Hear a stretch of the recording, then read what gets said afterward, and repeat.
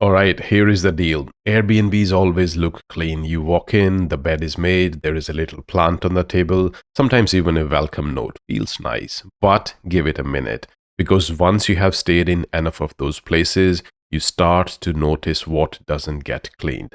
And some of it kind of grows. First thing I always deal with, those decorative pillows. You know, the ones lined up perfectly on the bed or the couch. Look fancy, sure, but they don't get washed between guests, ever. You're not laying your face on that. And the best move, toss them in a corner or stash them in the closet, out of the way, out of your personal space. Then the front door handle.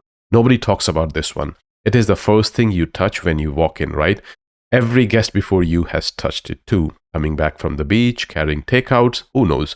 I always keep a couple of wipes on me. First thing I do, wipe down the handle inside and out. Takes 2 seconds. And now the light switches and remotes. These are obvious once you think about it. Everyone uses them, no one cleans them. I do a quick wipe down the second I get in. Light switches, remote, fridge handle. Not because I'm paranoid, just I would rather not share germs with a stranger I've never met. And let's talk kitchen sponges. If there is one sitting there looking all innocent, don't use it. It's been through things. Probably wiped down cutting boards, maybe the floor, who knows. I just use paper towels with dish soap, or I bring a little scrubber. You don't want to be washing your coffee mugs with someone else's leftovers. And one more thing I always check, the bedside tables.